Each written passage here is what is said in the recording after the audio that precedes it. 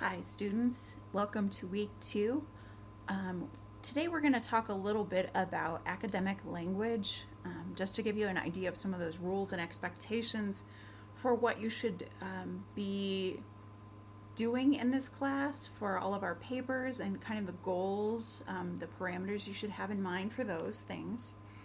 So I'm going to give you some very broad rules that we have for academic language. This may be a refresher for some people. If not, take this as an opportunity to think about this just a little bit more in detail about what's going to be expected for you. So the most broad rules about academic language, it uses standard American English. Okay, and I will go into more depth about each of these subjects. So academic language uses standard American English. It also avoids abbreviations. It uses third person most often. It makes appropriate use of active and passive voice, and it avoids stereotypes and other forms of biased language. And so we're going to talk a little bit about what these things mean in more depth, so you can kind of get an idea of what you'll be expected to do on your papers. So standard American English is American English, right? That could be recognized by a speaker in any part of the country. So you need to avoid things like dialect, informal speech, regionalisms, things like that. And we'll talk a little bit more about what that means. So avoiding non-standard dialect, online shortcuts, and of course doublespeak.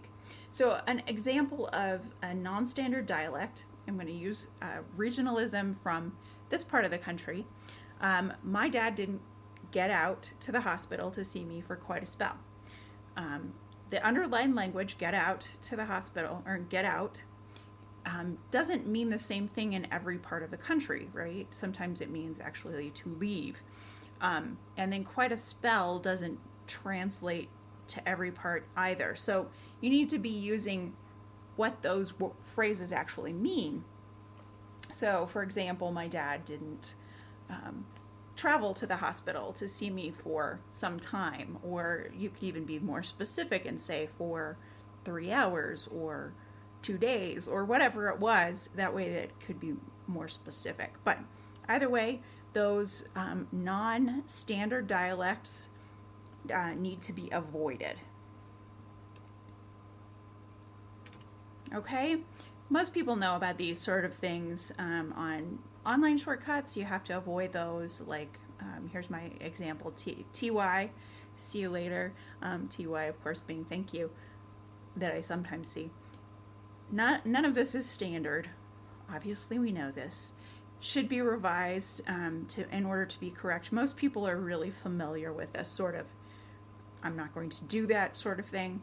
So, and I'd like to also step in just for a moment. A lot of times it's really good to start practicing these sorts of things on the discussion board, though I know that there isn't a real good translation for LOL or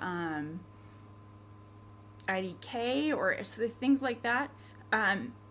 There aren't good ways to show emotion when we're typing.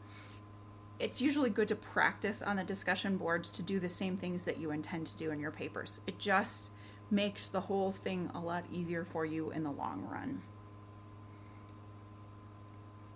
Okay, and then of course the doublespeak example.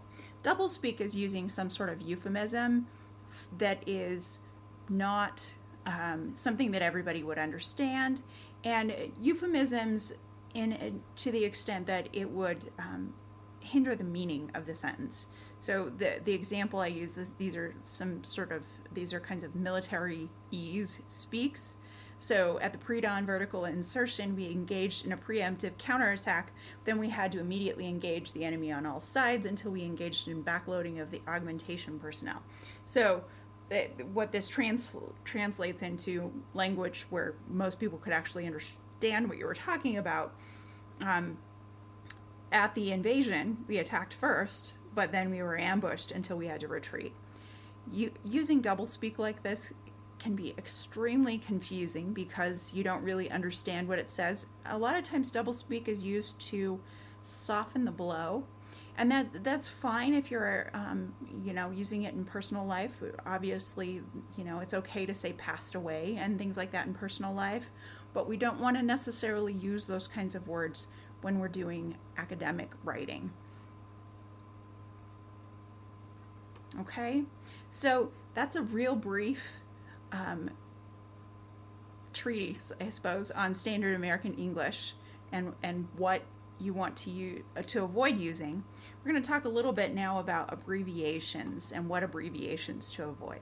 So common abbreviations, most people know a few of these, things like P or PG for page, MI for mile, LB for pound, the percentage sign for percent, or the little, it's called an ampersand, the sign over the 7, so if you hit 7, most people know that that's an and. You want to avoid using that. The dash for 2, so instead of saying 10-20, you want to use 10-20. Make sure you're always saying those full words. And this is an abbreviation that sometimes people don't think of. I know, don't, right? Okay, so don't, can't, won't, and shouldn't, those are all abbreviations for a contraction is a kind of abbreviation, right?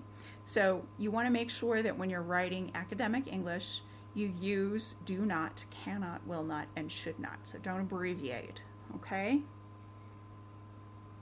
Just one of those conventions. So real brief note on abbreviations, as ironic as that is. So now we're going to talk a little bit about third person. And just in case it's been a while since you've considered what first, second, and third person are. First person is I worked on my essay for a class all night. So I, my, those are both first person. Those are first person singular, so only one person. We worked on our essay for class all night. So we, our, those are both first person as well, but they're first person plural because they're talking about more than one person. Second person, both singular and plural works the same in English. You worked on your essay for class all night. You could be either single or plural.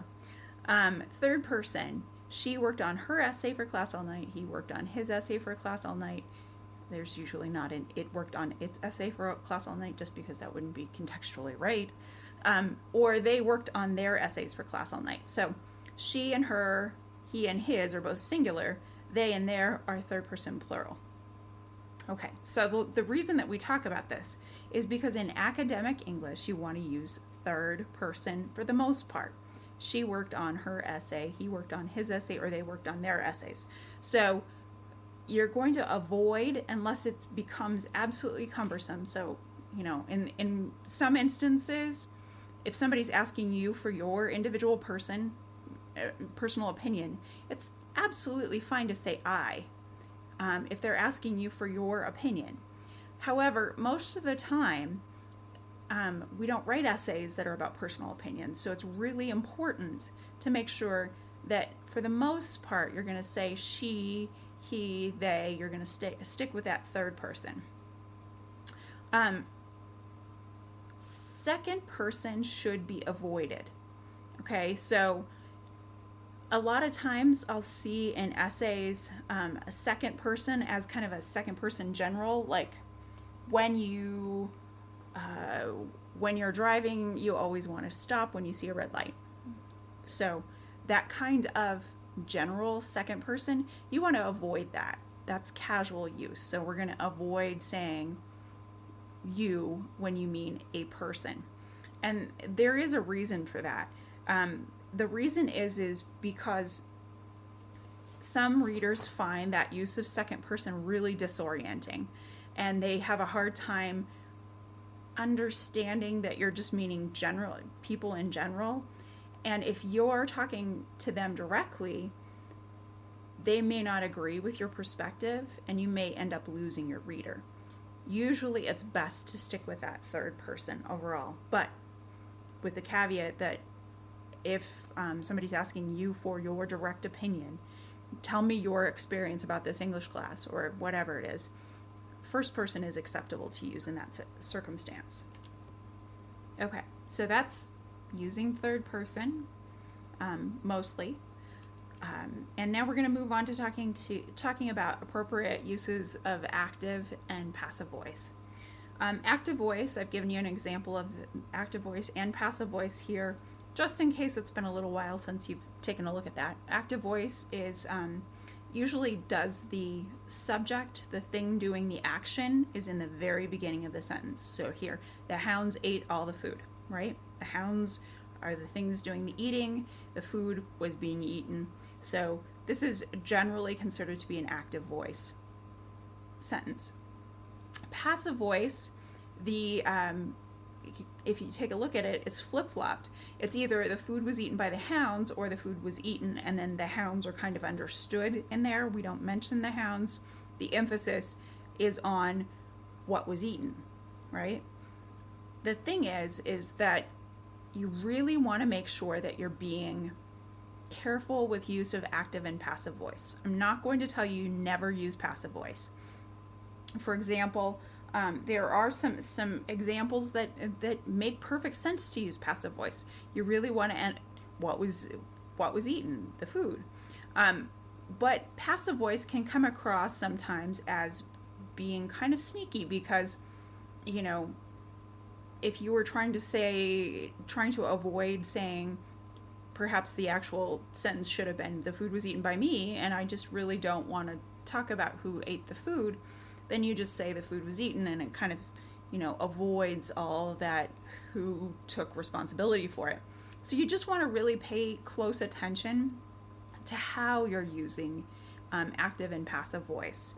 And I'm going to give you one more example here. This is an example of an appropriate use of passive voice. So sometimes, particularly when you're doing science or you're talking about research, you talk about the scientists recorded the experiment results, okay? Do the scientists really matter in this case? Maybe they do, maybe they don't. Depends on the context. But most of the time in science writing, you'll see that they write things like the experiment results were recorded, and they'll say more things about when they were or how often they were or things like that, rather than bringing up the scientists directly, because the scientists are less of a crucial thing. The scientists are assumed. We understand that there's going to be scientists involved. So just a little bit of something to pay attention to when you're writing. You want to make sure that if you're using active voice, and by the way, active voice is something that is generally preferred, particularly in the West. We prefer to make sure that we have agency for those people who are speaking. We want to make sure that people are given credit for doing the work that they did, right? But passive voice is acceptable if you're going to talk about, if you need to focus more on the experiment rather than the scientists. It just depends on what your purpose is. Okay?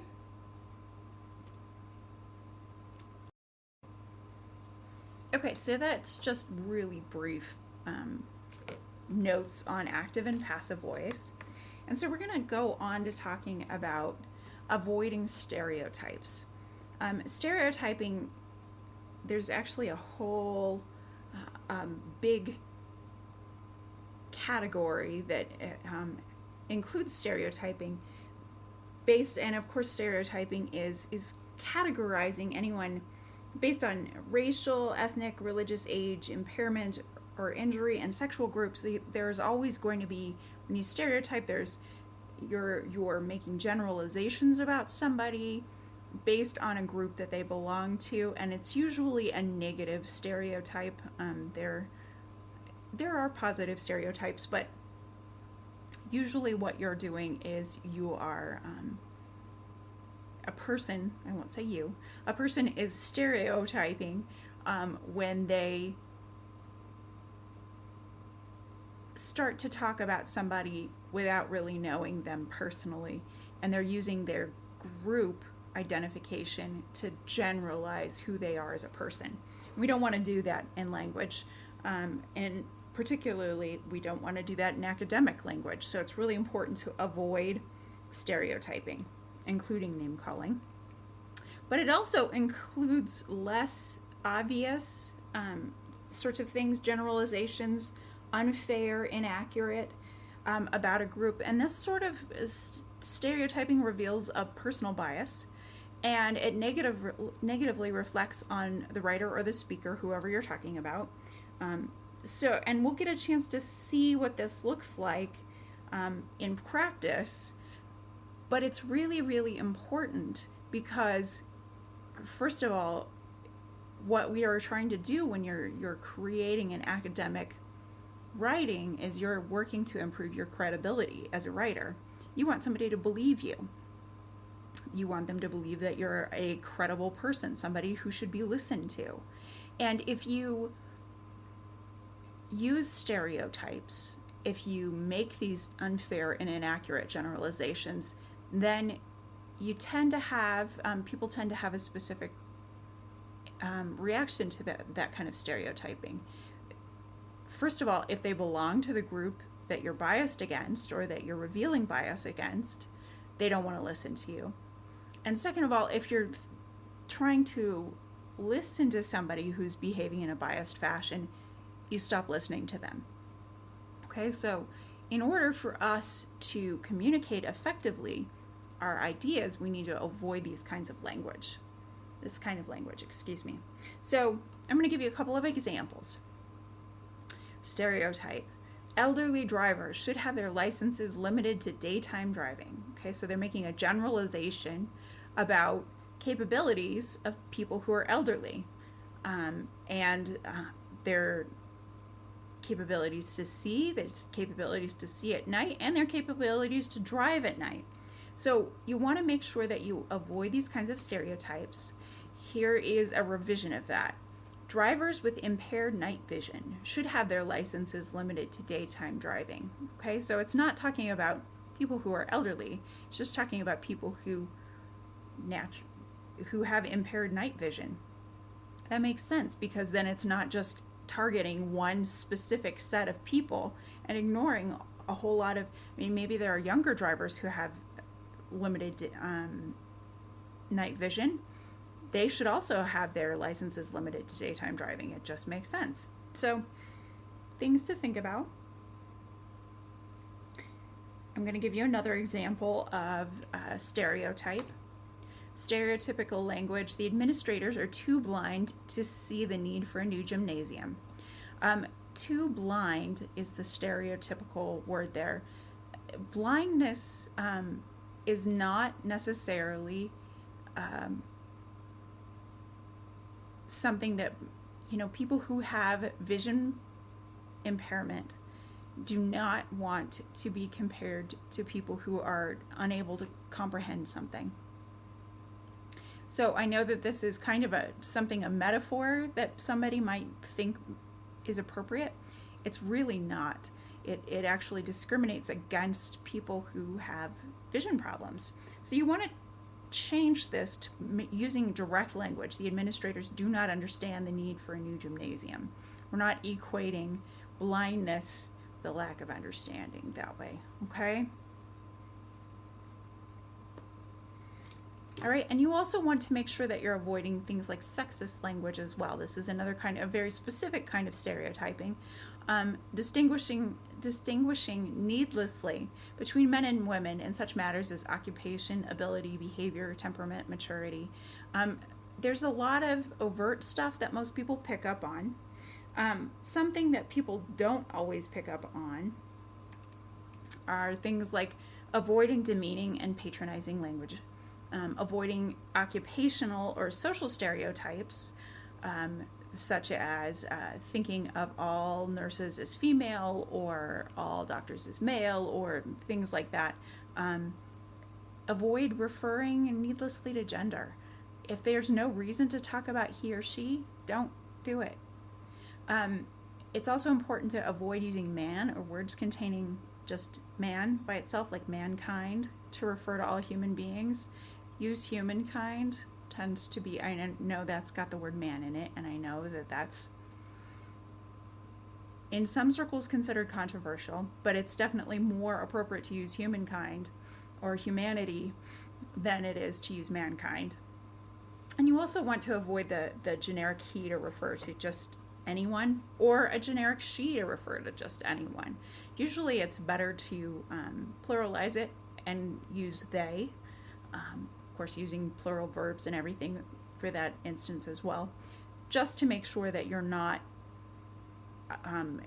using this sexist language. It's for the same reason that we're very cautious about stereotyping.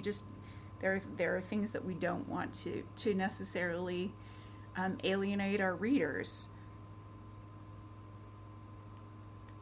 Okay, and then in addition to all of this, I've told you a lot of what we don't need to but we do need to make sure that we're using appropriate labels. Sometimes we do need to label groups because it's much easier to talk about them like that. I've given an example here. The students who are veterans have specific paperwork they must complete to make use of the GI Bill. Okay, so if you are talking about this specific group, it's okay to label students as veterans. Not all students are veterans, but the students who are veterans, it's okay to use that, because otherwise we have to talk about what it means to be a veteran. The students who have served in military and such branches, it gets a little bit cumbersome. It's just that we need to make sure that we're really being careful that those labels don't become some sort of shorthand for a stereotype. So you don't want to use language that would be offensive to anyone in that group. Okay, so again, avoid labels that intentionally or not insult the person or group that you refer to. All right? Use the names, whatever names that they would like, for racial, ethnic, political, and other groups that reflect the preferences of each group's members, or at least the majority of them. So though not everyone would be might identify as that, try to do the best you can to reflect the group members' preferences as much as possible. And really identify the group only when it's relevant to the point you're making. It's the same thing as stereotyping or other kinds of labels. Just, it means being sensitive to somebody's personal preferences. Again, this is just something that's going to help avoid problems for you later on when you're doing your writing. Okay, so that is a very brief overview of academic language and how to use academic language. We will be talking more on the discussion boards about what that means as far as assignments, and we will be doing our best to help each other to use more appropriate academic language throughout this semester. If you have specific questions about what might constitute academic language or what might be appropriate in a specific situation, please do ask. I will do my best to answer you as thoroughly as possible. So I look forward to seeing you in subsequent lectures and on the discussion boards. Thanks, guys.